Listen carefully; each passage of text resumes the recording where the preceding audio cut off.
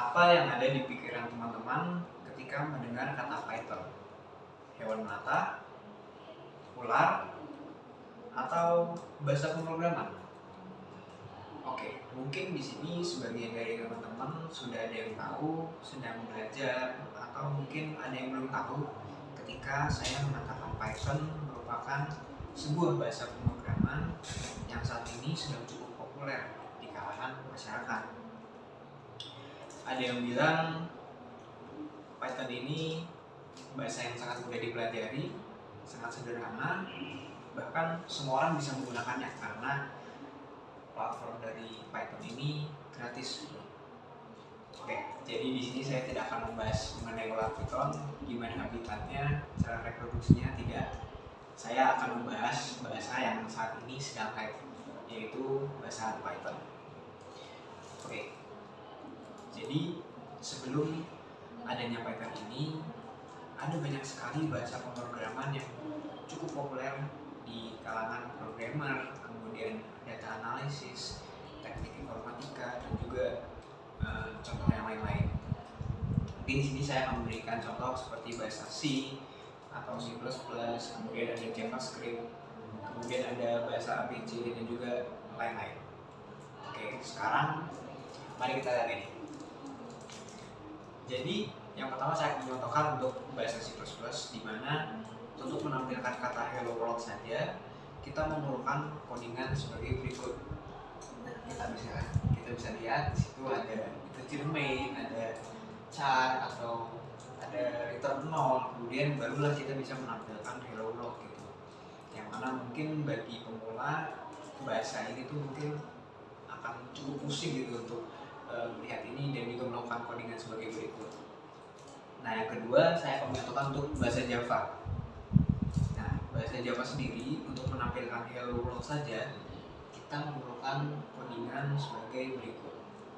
Nah, kita bisa lihat ada class main, ada public static, kemudian ada println, dan barulah kita bisa menampilkan hello world gitu. Nah, dimana sama seperti bahasa C++, bahasa Java itu juga sangat cukup rumit untuk melakukan codingan hanya untuk menampilkan hello world saja. Nah, kemudian bagaimana dengan Python? Nah, untuk Python sendiri, untuk menampilkan kata hello world saja, kita hanya perlu memasukkan codingan sebagai berikut. Nah, bisa kita lihat, kita bisa menuliskan print, kemudian dalam kurung, kemudian tanda petik hello world. Nah, di sini barulah kita bisa menampilkan kata hello world saja. Dari sini bisa kita lihat kenapa hal yang saya bicarakan di awal menjadi masuk akal, di mana bahasa ini sangat populer di kalangan masyarakat, di kalangan programmer, karena kesederhanaan, kemudian kemudahan penggunaan dalam melakukan codingan, dan juga hal-hal yang lain jika dibandingkan bahasa C++ maupun Java, sehingga bahasa ini itu akan semakin populer, apalagi bagi orang-orang yang tidak punya background seperti programming, teknik informatika dan lain-lain yang ingin mempelajari bahasa Python secara dasarnya. Saya jadi teringat ketika saya dulu masuki semester 1, dan waktu itu ada yang namanya mata kuliah Internet of Things, di mana saya harus belajar bahasa C++ untuk melakukan codingan. Jadi di sini saya dan teman-teman angkatan 2021 yang lain itu menggunakan Arduino, dan berdasarkan skenario itu kami harus menyalakan lampu secara gelap gitu. Dan di sini mungkin saya dan teman-teman yang lain itu memerlukan waktu sekitar setengah semester atau 3 bulanan untuk mempelajari bahasa ini dengan berbagai modul. Ya, ini hanya untuk mempelajari dasarnya saja begitu, sehingga kepenerapannya di bidang industri yang tentunya di sini perlu pemahaman yang lebih, kemudian cara memahami dan juga menerapkannya gitu. Nah, berbeda dengan Python. Jadi belakangan ini di semester 6 saya baru mempelajari bahasa baru yang namanya bahasa Python, dan di sini saya hanya butuh waktu 2 minggu untuk mempelajari bahasa dasar Python, dan tidak jauh dari situ saya bisa membuat sistem ini. Oke, jadi sistem ini merupakan sistem yang saya buat atau project yang saya buat, yaitu merupakan sistem rankingan sederhana, yaitu rankingan supplier gitu. Jadi di sini dengan ada 3 responden, kemudian ada 3 kriteria, dan juga ada 3 alternatif. Nah, untuk membuat project ini saja, saya hanya butuh waktu seminggu untuk menyelesaikannya, dan bahkan dengan pemahaman coding Python yang sangat sederhana dan sangat basic. Bayangkan apa nih yang bisa kita perbuat ke depannya dengan bahasa ini jika kita sangat expert di bidang ini. Lalu, kenapa sih namanya Python? Siapa pembuatnya? Apakah pembuat bahasa itu sangat suka dengan ular? Oke, ternyata tidak ya teman-teman. Python was not named after a snake. Jadi membuat bahasa ini tidak menamakan bahasa pemrograman dia berdasarkan ular Python gitu. Oke, siapa sih pembuatnya? Oke, jadi pembuat bahasa Python ini adalah Guido van Rossum. Jadi beliau ini adalah the father of Python. Jadi meskipun di sini dia memegang ular, tetapi bukan berarti beliau menamakan bahasanya dengan Python ya. Jadi alih-alih menamakan dari ular, beliau menamakan programnya dari grup komedi Inggris dan sirkus yang bernama Monty Python. Nah, tepatnya di tahun 1969. Jadi Guido sangat suka dengan grup ini sehingga menamakan bahasanya dengan dari grup ini, yaitu Python. Nah, siapa sih Guido van Rossum ini? Terus kemudian apa alasan beliau yang ingin membuat terus kemudian mengembangkan bahasa baru gitu. Jadi saya akan melihatkan latar belakangnya sedikit, di mana Guido ini merupakan ilmuwan gitu. Dia ilmuwan pemrograman komputer yang bekerja di Belanda, tepatnya di Centrum Wiskunde en Informatica atau CWI. Jadi sebelumnya ini dia sangat expert di bidang pemrograman, khususnya di bahasa ABC gitu. Kemudian beliau ini memiliki motivasi di mana dia ingin mengembangkan suatu bahasa yang baru. Dan di antara lain motivasinya adalah suatu saat tuh Guido bermimpi untuk menciptakan bahasa pemrograman yang mudah seperti kita mempelajari bahasa Inggris gitu, seperti bahasa Inggris biasa, sehingga kita bisa mudah menggunakannya gitu. Kemudian Guido tuh menginginkan bahasa pemrograman yang dapat diakses oleh seluruh orang atau semua orang.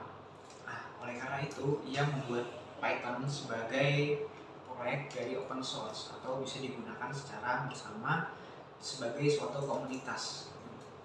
Dan yang terakhir, Python ini dapat dikatakan menjadi penerus ABC karena Guido ini sebelumnya sangat expert di bidang ABC, dan Guido ingin menciptakan sesuatu yang lebih baik dan menarik bagi para pengembang atau data analis. Nah, kemudian mulailah dikembangkan oleh Guido pada tahun 1989, yakni Python 1.0. Nah, pada Python 1.0 ini itu baru melakukan pengembangan awal. Jadi isinya baru ada keyword argumen yang sangat sederhana, kemudian ada complex number dan juga lain-lainnya. Setelah itu dilanjutkan pada Python 2.0. Nah, seperti motivasi dari Guido yang sebelumnya, di mana dia ingin mengembangkan suatu program yang dapat diakses secara komunitas, makanya dia membuatlah suatu open source. Jadi untuk komunitas yang ingin memberikan masukan atau ide atau pemrograman lain gitu. Setelah itu ada PEP atau Python Enhancement Proposal. Jadi karena suatu komunitasnya itu dapat mengupload apa saja, maka dilakukan pembatasan gitu dari komunitas-komunitas tersebut. dan kemudian juga diintegrasikan melalui bahasa C atau C++. Dan yang terakhir, hingga saat ini dikembangkanlah Python 3.0, di mana Python ini mulai diredesign, ada format string, bahasa baru yaitu bahasa Python sendiri. Kemudian dari versi Python terbaru ini kita memerlukan platform nih, di mana platform ini bisa dijalankan atau dengan software pembantu yang di sini adalah text editor yang bernama Visual Code, yakni untuk melakukan proses coding gitu. Oke, kira-kira apa aja sih manfaat yang bisa Python berikan di dunia pemrograman, apalagi di industri 4.0 yang semakin berkembang ini gitu. Nah, mungkin saya akan memberikan beberapa contoh dari project Python. Oke, yang pertama, Python ini bisa melakukan pengembangan web gitu. Jadi kita bisa melakukan pengembangan web dengan bahasa Python. Jika sebelumnya mungkin kita kalau ingin mendevelop suatu web itu kita menggunakan bahasa Java atau JavaScript, itu mungkin akan sangat sulit dan juga akan sangat rumit gitu untuk melakukan codingan. Nah, dengan adanya Python kita bisa lebih mendevelop web dengan mudah, kemudian dengan waktu yang lebih efisien karena dari kemudahan bahasa ini. Kemudian yang selanjutnya ada machine learning dan juga data analisis, di mana Python bisa menjadi suatu keandalan karena dapat melakukan perhitungan yang rumit sekalipun. Selanjutnya, Python itu bisa melakukan proses otomatisasi, di mana Python dapat melakukan tugas yang berulang, kemudian dengan jumlah yang cukup banyak, bahkan dengan waktu yang diberikan itu akan lebih efisien dan tenaga dari manusia pun dapat lebih dioptimalkan. Dan yang terakhir, dalam menyelesaikan tugas-tugas lain, Python bisa membuat contoh seperti membuat daftar belanja, kemudian menggenerasi QR code gitu. Jadi dengan melakukan codingan, Python bisa membuat generasi QR code dengan cepat gitu. Contohnya untuk distribusi pergudangan atau pencarian item di gudang dan lain-lain. Selain itu, Python juga bisa mendapatkan suatu informasi dan lain-lainnya. Oke, pada tahun 70-an, musik rock dan punk yang dapat menggerakkan seluruh generasi. Tahun 80-90-an, tren baju, musik pop, komputer mulai memvisualisasikan dunia kita. Dan bagi generasi kita saat ini, perangkat lunaklah yang akan menghubungkan imajinasi dan dunia kita. Dari sini, kita memerlukan beragam orang untuk membangun hal tersebut, mempelajari dan mengembangkan sistem menjadi lebih baik. Akhir kata, apakah Anda tertarik dengan bahasa Python? Sekian, terima kasih.